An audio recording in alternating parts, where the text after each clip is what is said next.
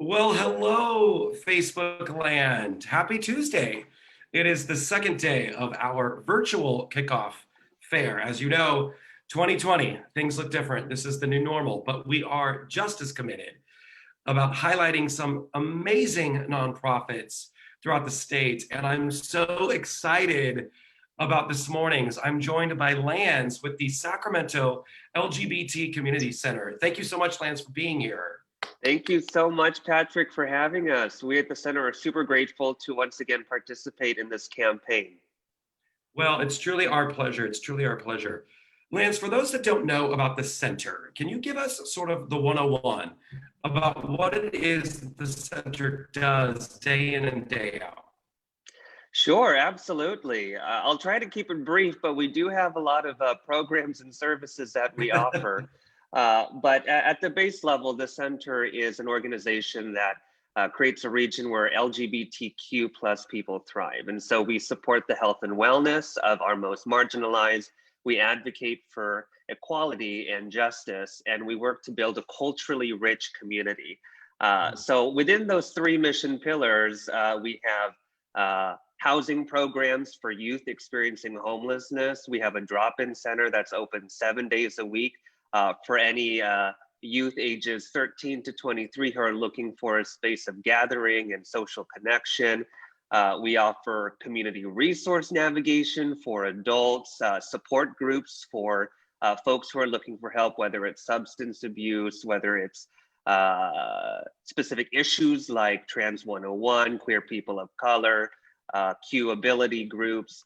And then we also have our events that we host. This year's been a little bit different, of course, hashtag 2020, but we try to create as many events as possible, including our largest community engagement event, Sacramento Pride, which we did virtualize this year in an effort to build bridges and to help connect our very diverse constituents. And ultimately, we also advocate. So we do individual counseling and advocacy for folks who are either facing some level of discrimination, or will go ahead and take positions and educate the public on public policy or legislation that affects not only the LGBTQ community, but any community that's marginalized or facing inequity or injustice in some way, shape, or form. Truly amazing, amazing work, and day in and day out. You know, we talked a little bit at the onset of our chat here about how 2020 looks like a new normal, right? The Our Promise campaign has gone completely digital. How has the center been impacted by COVID and by the ongoing pandemic?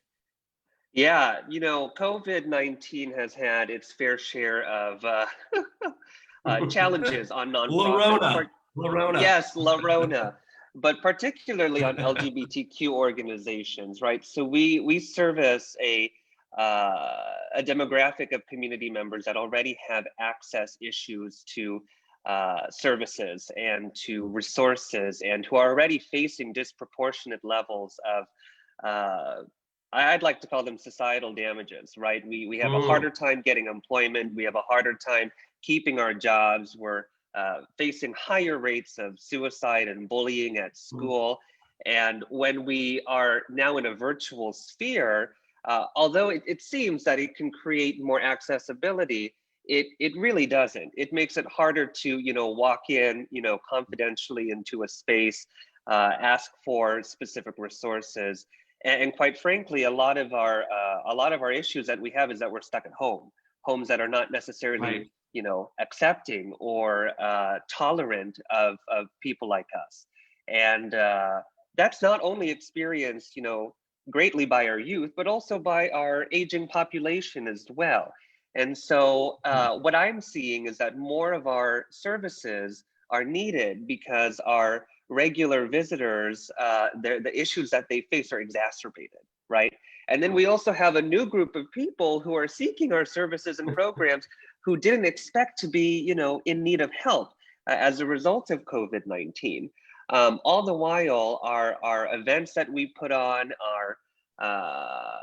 our different activations that we have throughout the year, since they've been either outright canceled or postponed or even virtualized, we do have significant funding gaps that we are now trying to close to end the year in the black and not the red. And so an increase in services, the increase in need by our clientele, and then the drop in funding and our regular sustaining support has definitely affected the center, as it has with many other nonprofit organizations in the area. So we are very, grateful to once again be a part of our Promise campaign, because these contributions are sustainable. They're our most dependable in terms of what we can predict to get on a regular basis, the longevity. These are folks who, once they opt in, are supporting us for many years. And so we're very appreciative of being able to talk about, our participation with this, and also some of the challenges that our agency faces. I love what you said, Lanz, in that statement about how the center really serves a plethora of age groups. You're talking about youth, you're talking about senior citizens. The LGBT community is so diverse in regards to age. And I don't think that that's necessarily something that everybody thinks about, right? That the services that we're providing really affect generations of people. And I think that that's really important to note. You talked about kind of the relationship with Our Promise. I know that the center has been a partner with the campaign for many years now. Are there specific things that the campaign, outside of just continuity of funding, are there specific things that the campaign donations really do serve to help? Yeah, like where those dollars go? Yes, absolutely. So the money that we're able to raise through the Our Promise campaign, it really supports our ability to operate and to maintain. And having that dependability and the regularity of these contributions is important, because we can't do our emergency initiatives unless we have the operational wherewithal to be as proactive, right? And so this year, as a result of COVID, we conducted over 30,000 wellness calls to all of our constituents in our database, 30,000? checking in with them. Mm-hmm. That's huge. Yes. It's like a whole city. But we've worked to call these folks and survey them on, hey, what do you need from us? I know it's a difficult time. We've had some generous partners at SMUD who helped us make these calls. And so those emergency initiatives and being able to virtualize all our programs and services, which take extra time and extra dollars, wouldn't be possible unless we're able to at least sustain our operational costs, which this certainly does.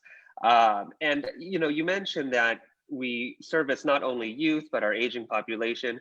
It goes beyond LGBTQ as well. I think one of the most important facets of our community is that the discrimination that we experienced has created a perspective where us as LGBTQ people can't thrive unless everyone thrives, right? And so all of our services, all of our programs, although they're primarily designed to help with issues that LGBTQ people disproportionately and uniquely face, it is also offered and available to anyone else, allies, folks who don't identify as LGBTQ. It spans across all races and ethnicities and religious backgrounds. And so we truly try to be a place that's open for all, not just for our community that really didn't have a family or home. Many of us didn't really have a family or home, but also for anyone else who felt that same plight. And I think that's a really important part of why our agency continues to grow, because we're opening up, our services inherently to all those people who need our help. Wow. A place to call home. That's amazing. Lanz, if people that are watching or will see this video later want to learn more about the LGBT Center, where can they go to learn more information? Sure, you can visit our website at saccenter.org. That's SAC, another C, ENTER. Or you can call us. We're open in the safest way that we can, still providing services at 916-442-0185. And I think that's really important to mention, Lanz, is that the continuation of services, given the uncertainty of 2020, it's really vital, important, meaningful work that you all are doing at the center. Thank you, Lanz, so much for being here and for joining us today. We really appreciate it. Thank you for having me. Bye, Lanz. See you later.